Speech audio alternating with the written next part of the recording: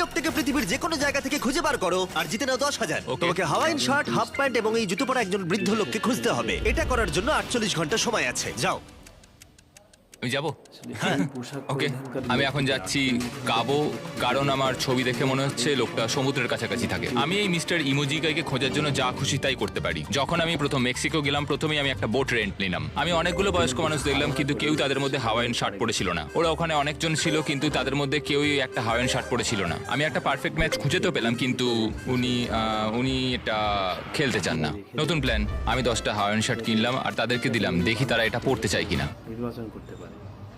2 ঘন্টা কেটে গেছে, আমার মনে হচ্ছে এটা কখনোই কোনোভাবে সম্ভব নয়। আমি নিজেকে পরাজিত ঘোষণা করেই দিয়েছিলাম, কিন্তু সেই সময় অদ্ভুত একটা ঘটনা ঘটলো। আপনারা বিশ্বাস করবেন না, আমার সামনে কে বসেছিল। আপনাকে দারুণ লাগছে।